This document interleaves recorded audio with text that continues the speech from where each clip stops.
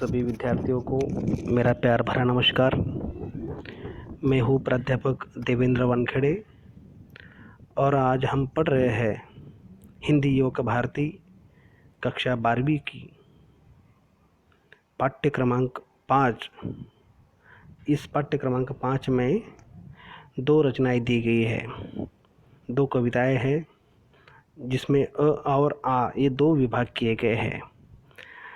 सबसे पहले अ विभाग में संत, समाज सुधारक, दार्शनिक योगी, धर्म सुधारक संत गुरु नानक जी की प्रथम कविता जो है यह गुरुबानी नाम से यहाँ इस पाठ्यक्रम में दी गई है, जो अ विभाग में है। गुरु नानक द्वारा लिखित गुरुबानी यह कविता अ विभाग में दी गई है। आ विभाग में कवि वृंद के दोहे यह दूसरे विभाग में दी गई है। तो इस प्रकार से सबसे पहले हम गुरु नानक जी द्वारा लिखित गुरुबानी इस कविता का आज हम अध्ययन करने वाले हैं। तो देखिए विद्यार्थी मित्रों, हर भाषा का अपना एक इतिहास होता है, उसका साहित्य होता है। जैसे मराठी साहित्य है, अंग्रेजी साहित्य है, हिंदी साहित्य है या अन्य इस विश्व में भारत में जो भाषाएं जो है जो बोली जाती है उसका एक इतिहास है, उसकी एक भाषा, उसका एक साहित्य है। और उस साहित्य का अध्ययन करने के लिए उस भाषा का एक इतिहास होता है। जैसे मराठी साहित्य हो या अंग्रेजी साहित्य हो, ये 3 चरणों में इन भाषाओं का साहित्य का अध्ययन जो है हम कर सकते हैं। जैसे प्राचीन काल है, मध्ययुगीन साहित्य है और आधुनिक साहित्य है। लेकिन हिंदी साहित्य का काल विभाजन जो है, हिंदी साहित्य का जो काल विभाजन जो ही है 4 चरणों में किया गया है, 4 कालों में विभाजित किया गया है। हम जिस कविता को पढ़ रहे हैं, गुरु नानक द्वारा लिखित गुरुबानी, इस कविता को हम पढ़ रहे हैं। इस कविता के पहले गुरु नानक जी का समय कौन सा है, उनके समय में किस तरह का साहित्य रचा गया है, उनका काल क्या है, उनका जन्म कब हुआ है, उनका जीवन परिचय जो है, इसे जानने से पहले हमें उसकी पृष्ठभूमि जो है, उनका समय जो है और उन समय में लिखा गया साहित्य जो है, इसका भी अध्ययन जो है हमें करना है। तो देखिए मराठी साहित्य में जो मध्ययुगीन साहित्य है तो उसमें जो कविताएं लिखी गई, तो देखिए उस समय में मराठी साहित्य में मध्यकाल में उस समय में जो संत जो थे, जो समाज सुधारक जो थे, तो उसमें संत ज्ञानेश्वर जी का हम नाम ले सकते हैं, संत तुकाराम महाराज है, संत एकनाथ महाराज है, चोका मेड़ा है। ऐसे विभिन्न संत जो है ये हमें मराठी साहित्य के उनका साहित्य जो है काफ़ी समृद्ध साहित्य जो है इन महान संतों का हम देख सकते हैं। जैसे इन संतों ने, संत ज्ञानेश्वर इन्होंने अपने ओवी के माध्यम से, संत तुकाराम महाराज इन्होंने अपने अभंगों के माध्यम से और संत एकनाथ महाराज इन्होंने अपने भारूड के माध्यम से उस समय के तत्कालीन समाज में एक नव चेतना, एक नया जागर जो है, जन जागर का कार्य जो है इन्होंने अपने कविता, अपने पद, अपने सत्संग, अपने भजनों के द्वारा, अपने ओवी के माध्यम से, अपने भारूड के माध्यम से इन्होंने एक नई चेतना जो है उस समय के लोगों में जगाई है। तो उसी समय में, जिस समय में संत ज्ञानेश्वर थे, तुकाराम महाराज थे, एकनाथ जो थे, उसी समय में हिंदी भाषिक राज्यों में जो संत जो थे, तो ये संत जो थे उन संतों में संत तुलसीदास थे, संत सूरदास जी थे, साथ साथ संत कबीर थे, गुरु नानक जी थे, रैदास थे। ऐसे बहुत से विभिन्न कवि जो है, मलिक मोहम्मद जैसी, ऐसे कवि जो थे ये हिंदी भाषिक राज्यों में अपना साहित्य जो है, अपने सत्संग के माध्यम से जो है वो लोगों को एक नई दिशा देने का प्रयास जो है वो उस समय में कर रहे थे। तो इसी तरह से जो हिंदी साहित्य का काल विभाजन जो है, मैंने कहा कि भी ये 4 कालों में विभाजित किया गया है, जिसमें आदि काल बताया गया है। उसके साथ साथ 2 नंबर का जो काल विभाजन की दृष्टि से हम देखें तो सबसे पहला काल आता है आदि काल, नंबर 2 है भक्ति काल, नंबर 3 है रीति काल और नंबर 4 है आधुनिक काल। तो आज हम जो गुरु नानक जी द्वारा लिखित गुरुबानी इस कविता को पढ़ने के पहले तो गुरु नानक जी की जो कविता जो है ये भक्ति काल के अंतर्गत आती है, हिंदी साहित्य के भक्ति काल के अंतर्गत आती है। तो भक्ति काल को स्वर्ण काल या स्वर्णिम युग भी कहा गया है। भक्तिकालीन साहित्यकारों ने उस समय जो रचनाएं या कविताएं लिखी वह हर युग के समाज के लिए उपयुक्त सिद्ध होती है, क्योंकि उन संतों ने, उन समाज सुधारकों ने समाज के लोगों को जागरूक करने का प्रयास जो है वो अपने साहित्य के माध्यम से किया है। तो देखिए हिंदी साहित्य का जो ये भक्तिकाल जो है ये मुख्य रूप से दो धाराओं में विभाजित किया गया है। भक्तिकालीन साहित्य जो है ये दो धाराओं में उस समय में प्रवाहित हुई है। भक्तिकाल में पहली भक्ति धारा थी सगुन भक्ति धारा। भक्तिकाल के दो मुख्य धारा थी, जिसमें पहली थी सगुन भक्ति धारा, दूसरी थी निर्गुण भक्ति धारा। तो देखिए अभी हमारे सामने एक प्रश्न उपस्थित हो रहा है कि भाई ये सगुन और निर्गुण क्या है। तो सगुन भक्ति उसे कहते हैं जिसमें ईश्वर की मूर्ति रूप में पूजा की जाती है, जिसमें ईश्वर जो है वो अवतार धारण करते हैं, इसलिए उसे हम कहते हैं सगुण भक्ति।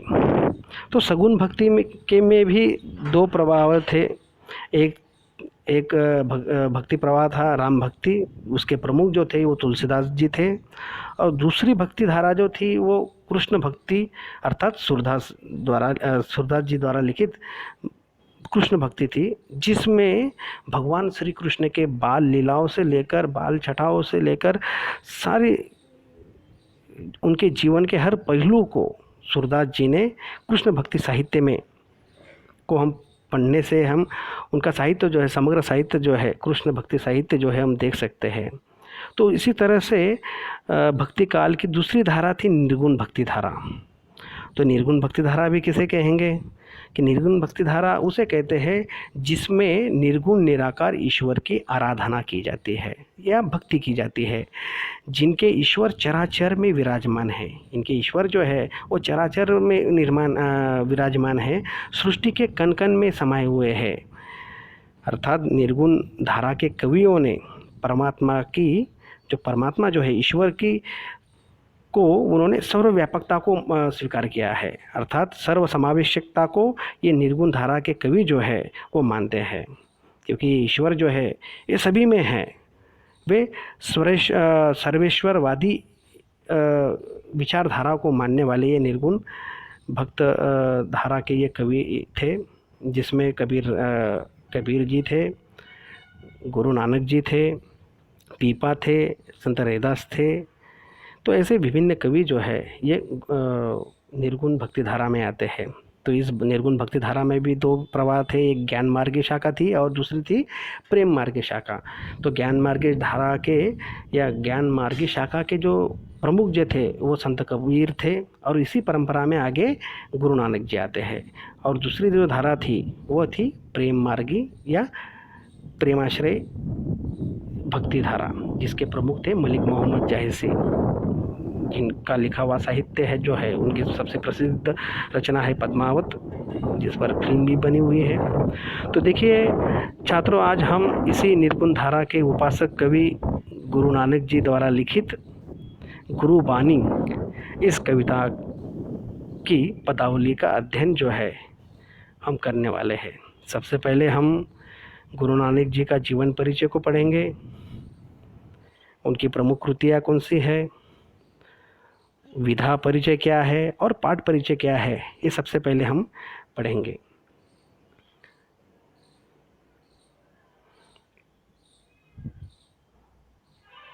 तो देखिए विद्यार्थी मित्रों, गुरु नानक जी का जन्म जो है वह 15 अप्रैल 1469 को रावी नदी के किनारे तलवंडी नामक ग्राम में हुआ।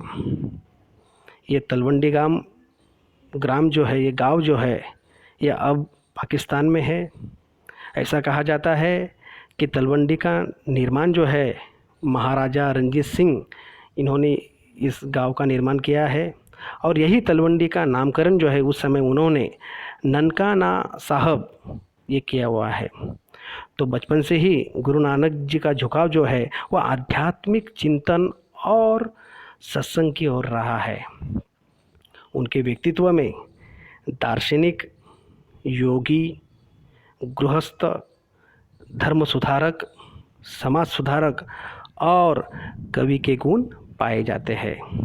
आप सर्वेश्वरवादी है और सभी धर्म वर्गों को समान दृष्टि से देखते हैं। जिस तरह से कबीर ये जो थे, उनकी विचार जो थे, जो ज्ञान मार्ग शाखा के जो प्रमुख कवि जो थे कबीर, उन्हीं की परंपरा में आने वाले जो गुरु नानक जी जो है ये उन्हीं विचारों को अपने काव्य में उन्होंने सम्मिलित किया है। और इसलिए वो सभी धर्म वर्ग को, जाति पाति को नहीं मानते थे, वो सभी को एक मानते थे। इसलिए उनके ईश्वर जो था वो एक था, इसलिए उन्हें सर्वेश्वरवादी कहा जाता है।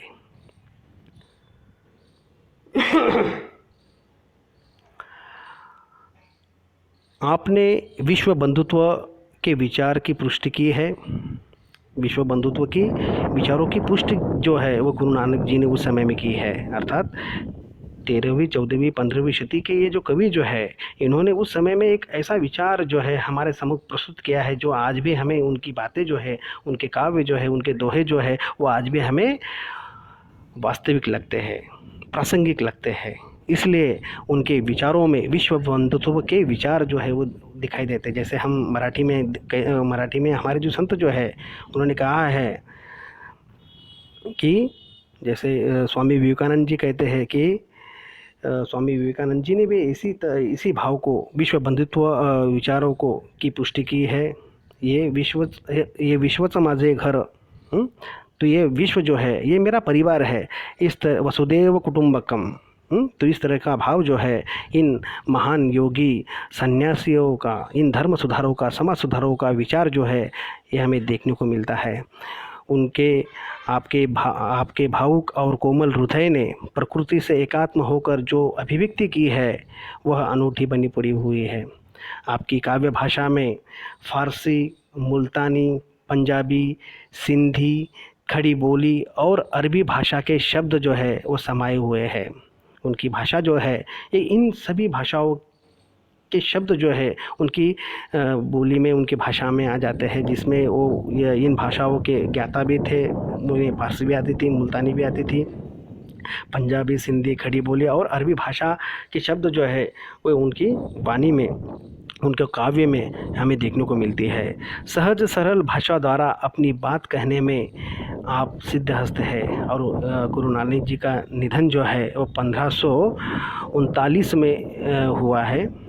तो देखिए इस गुरु नानक जी का जीवन परिचय के बाद हम उनकी कृति की ओर पर प्रकाश डालते हैं। गुरु नानक जी की सबसे मुख्य, उन्होंने एक ही ग्रंथ लिखा है, प्रमुख ग्रंथ जो है उनका है गुरु ग्रंथ साहिब।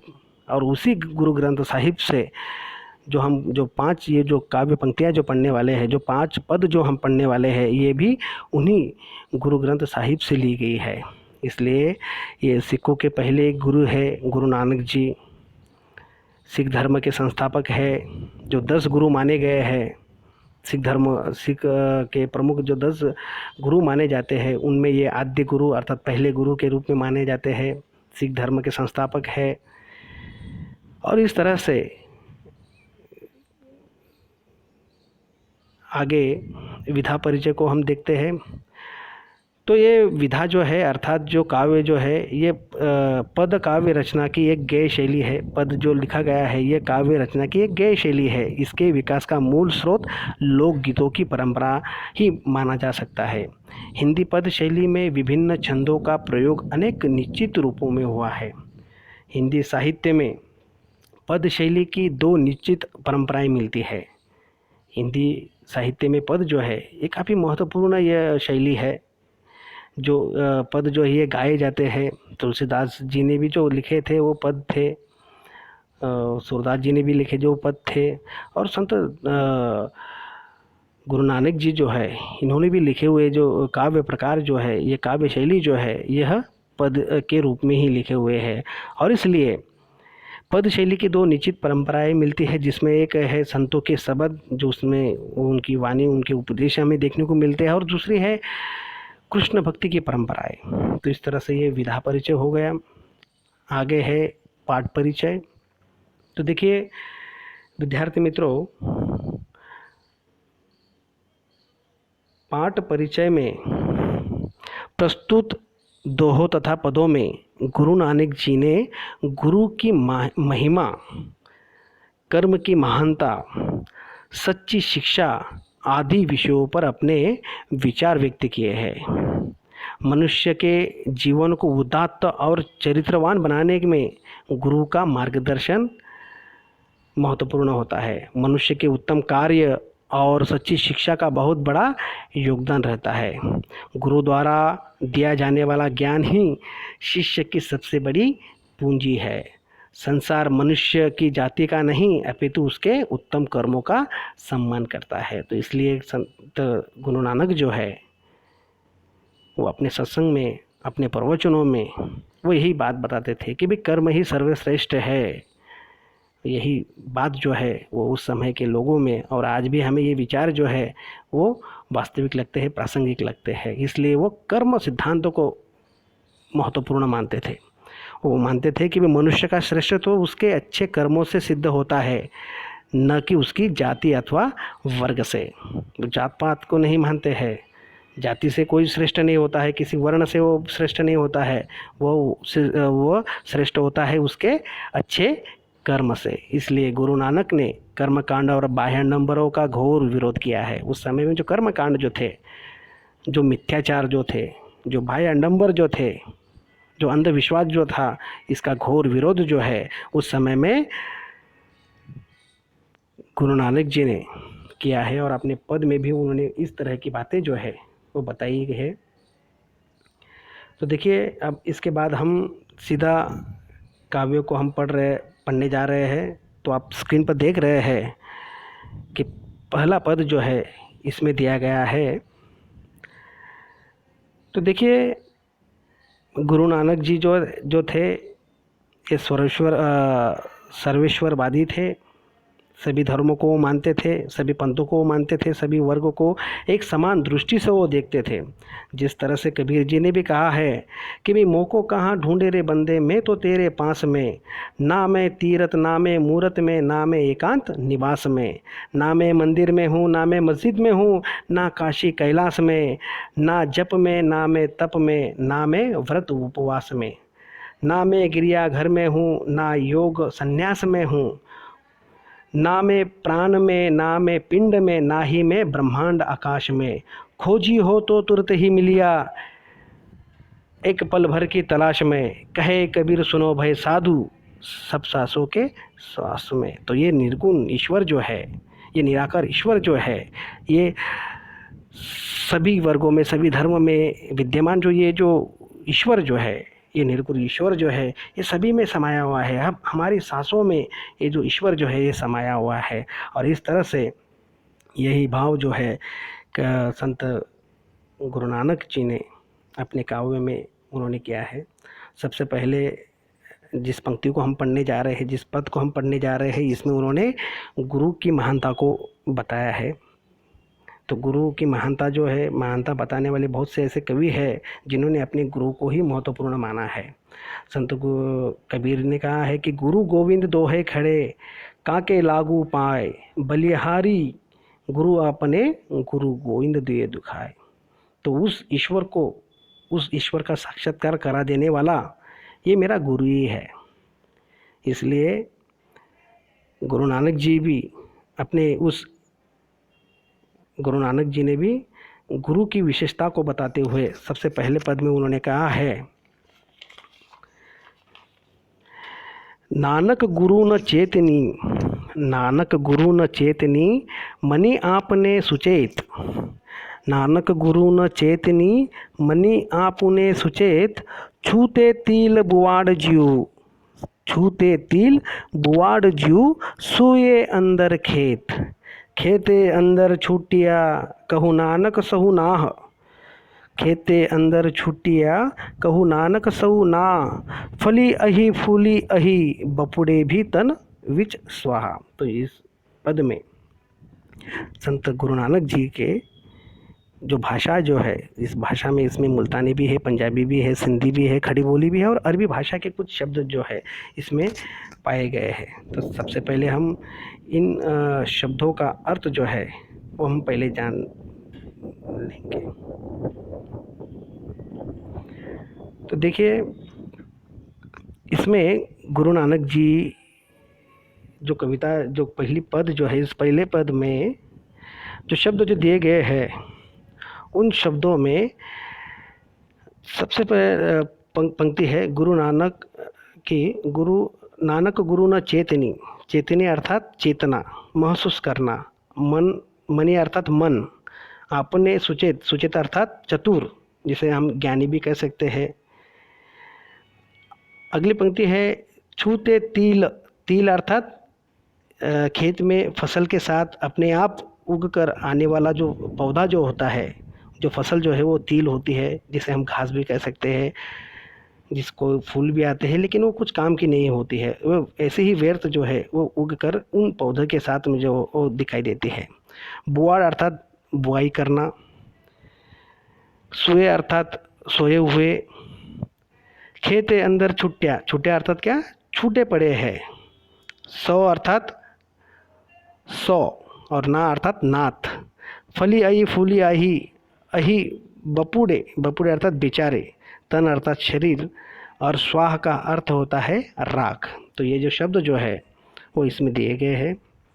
तो देखिए, कवि पहले प्रथम पद में गुरु नानक जो है वो गुरु की महानता, गुरु की महिमा जो है वो बताते हैं और कहते हैं कि कुछ लोग अपने आप को बहुत ही ज़्यादा ज्ञानी समझते हैं, पंडित समझते हैं, बड़े ही चतुर समझते हैं।